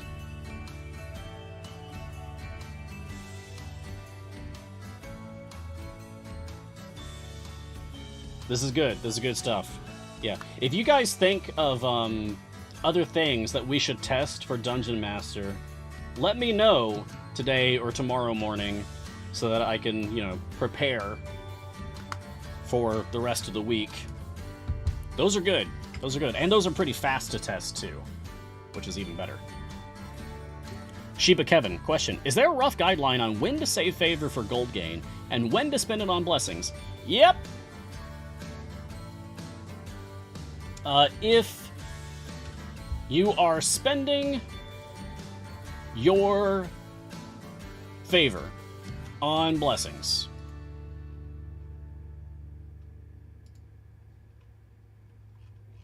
and you see... I don't have one to do this with. Alright, if I tried to purchase this blessing right now, I don't have enough favor, but if I tried to purchase this blessing right now, a warning would appear saying like, "Whoa there, champ! You're about to spend a significant portion of your favor to get that blessing. Are you sure about that?"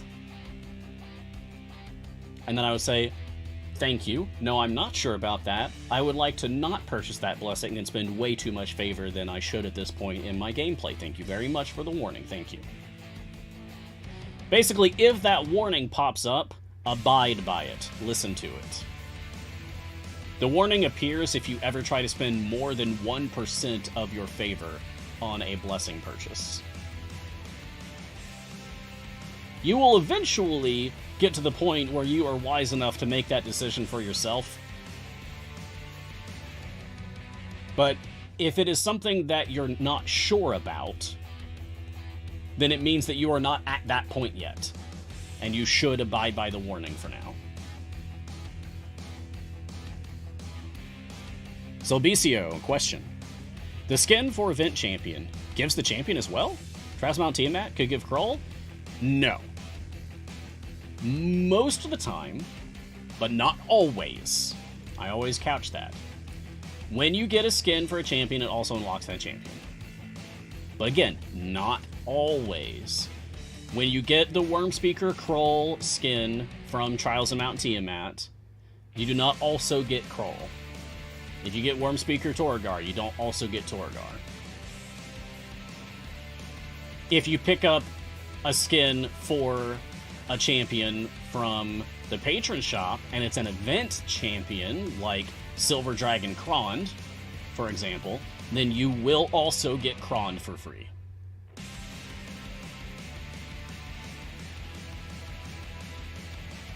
But if you pick up a skin for an Evergreen champion in the Patron Shop, like Vampire Dragonbait, it will not give you Dragonbait for free. You'll just have the skin. You have to also go and unlock the champion.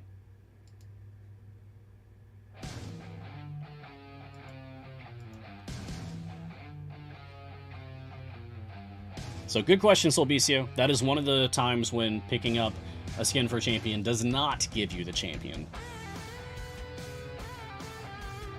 Connellan, question. When will we get a Xeraphon skin that just adds a hat to them while transformed? Similar to the April Fool's familiar hats. I don't know what you're talking about. April Fool's familiar hats. That, I don't know. What are you talking? What are you talking about?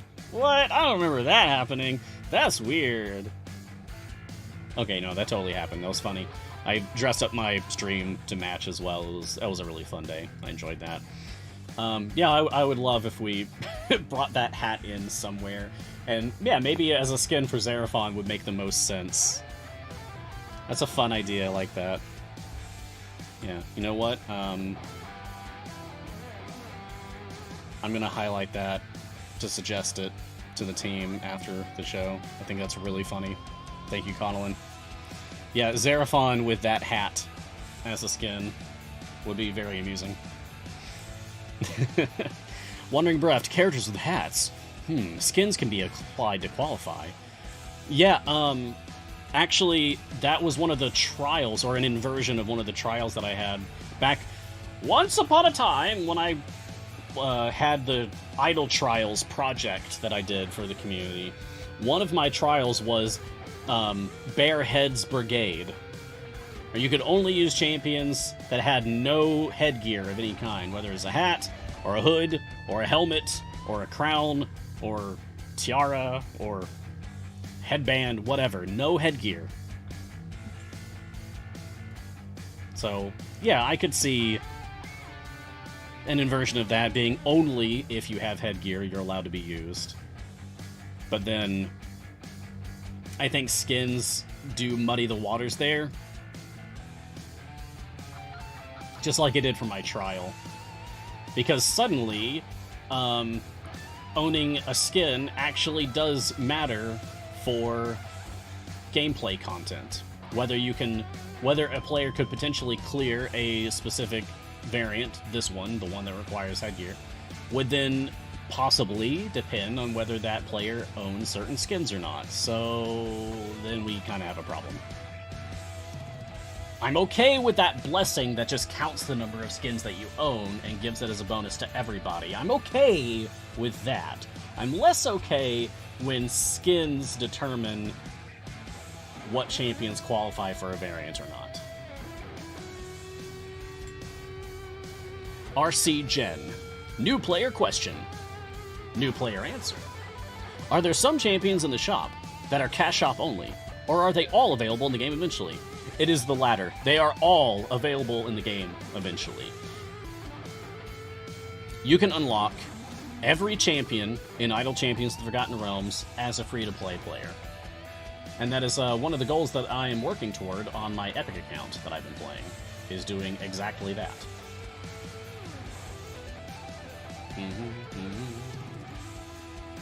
So if I switch over to my Epic game over here, which, just got started on a fresh run. Cool.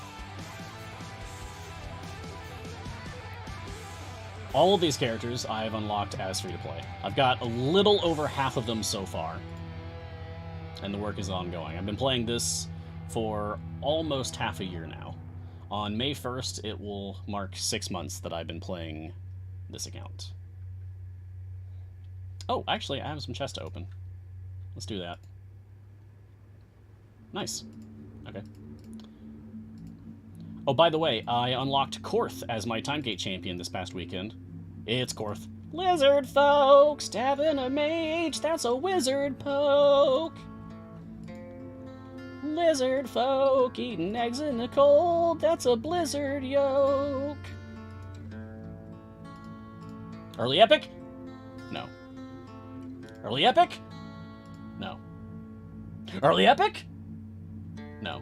Alright, full pity timer. But at least we've got all of the gear slots filled out. And now Electrum chests will get him up to full blues from there. Hooray! Also, I have enough Timegate pieces to open up manual Timegate. I should do that. I should do that. I should do that. Hey chat, who should I get? Let's see who I have left to pick up. Unowned, here we go. So these are all the event champions I don't own yet. Aelin Arak Regis, Wolfgar, Benwin, Xander, Barrowin, Birdsong, Ishi, Daddy Stoki, Paulton, Rosie, Donar, Keelik, Catti-brie, Neris Deacon, Vlania, Jim, Spurt, Black Viper, Strix, Averin, Turiel, Mehen, Cathris, Eliwick, Freely, Evelyn, Omen, Beelengrim, Sergeant Knox, Walnut, Krydal, Chihira, Torgar, Prudence, Corazon, Lazaps, Penelope, Celise, Brig, Nova, Puent, Esmeralda, Tahani. Who should I get? Who should I get? Who should I get? Who should I get? We don't have to do a poll or anything. I just want to see, what people are saying. Deacon, Averin, Eliwick, Aelor, Averin, Torgar, Tahani, Penelope? Penelope, you mean? Donar or Deacon? Averin, Donar, Catti, Deacon, Brig, Deacon, Averin. A lot of people saying Deacon. A lot of people saying Averin.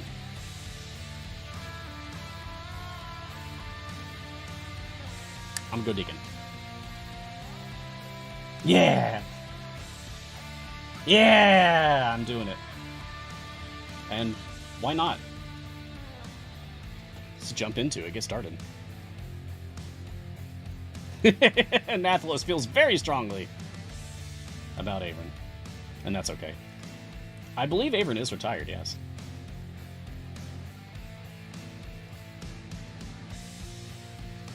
Alright, this is going to be very slow going. It always is the first run of anything that I do on this account. But here we go. It looks like my Trials team is ready to go. So sorry, IntelliBlue. Both of my groups are filled up now. So, Triple Deuce, Theets, or the Its, perhaps, Supernova, and Elramon. Let's go. Start campaign. Good luck, everyone.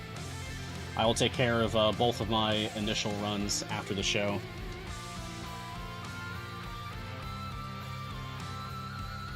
Optimus SE, question. How do you increase a champion's bonus percentage for when it is picked for trials? Oh, just keep increasing their item levels. As their item levels increase, the amount of bonus that they give toward your trials also increases. That's it. That's all it is. Just keep giving them item levels. Yep, no worries, IntelliBlue. We're going to be doing Trials Tuesdays. Every Tuesday, we're going to do both of my accounts for Trials. So if you missed a chance this week, just wait around for next Tuesday.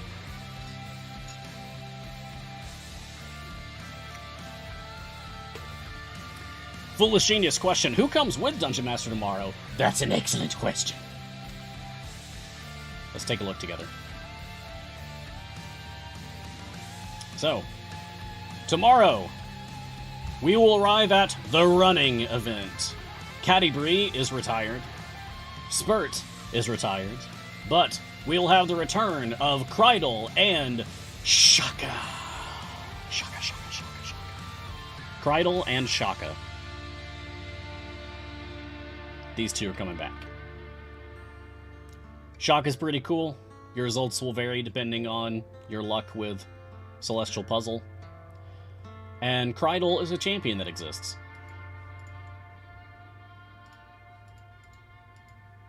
So look forward to it. Yes, I'm looking forward to all of the Shaka when the walls fell references a million times again. Because that happens. It happened last year, it'll happen this year too. But mainly I'm excited about Dungeon Master. Because of course I am. Dungeon Master's awesome.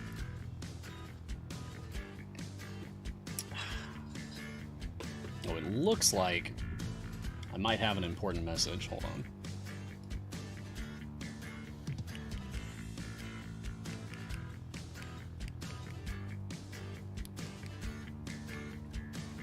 Okay.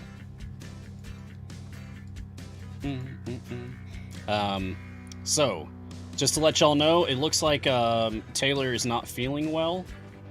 So Formation Save is happening, but it'll be a solo show with Sean today.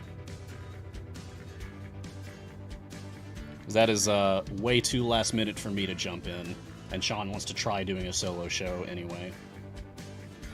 Oh, hey Sean, what's up, buddy? Good to see you. Sean, are you excited for tomorrow? It's what we've been talking about pretty much all day over here. We wrote down some things to test once we unlock Dungeon Master tomorrow. I'm looking forward to it. It's gonna be so cool. Dungeon Master, man, it's gonna be awesome. Well, we have reached the current end of the questions, so I think I will wrap up just a little bit early here, so that Formation Save has time to set up. It was good to see you, Sean.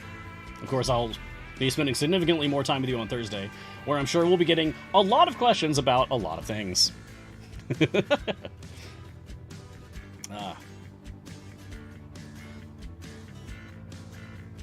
Yeah. All right.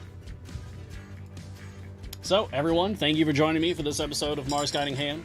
I hope to see you all again next time. I will be back tomorrow morning, of course. See, he's talking about my streamer luck in chat. God, last week was amazing.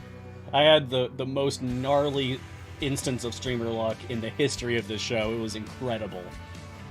There's lots of people made clips of it. Go back and watch it. Anyway, check out all the other awesome shows that we have. Coming up next is Formation Save with Sean. Just Sean. And of course, we have other shows happening today as well. We do have Champions of Psychology, and we have the return of Bardic Inspiration. What's up? And then Bushwhackers. Bushwhacker Weekly after that. So, follow Idle Champions on social media. You can find me on Twitter at Ryan Blake Hall, but please call me Mars. That is my preference. Thank you to Codename Entertainment. Thank you, Jordan, for moderating, producing, and catching questions for me today. You're doing a great job. Keep it up. And I will too. Thank you, everyone, for watching. Wherever you are in this multiverse, I hope that you're doing well. I hope that the week treats you well. Be safe, be kind to others, be kind to yourself. And until next time, look sharp. See ya.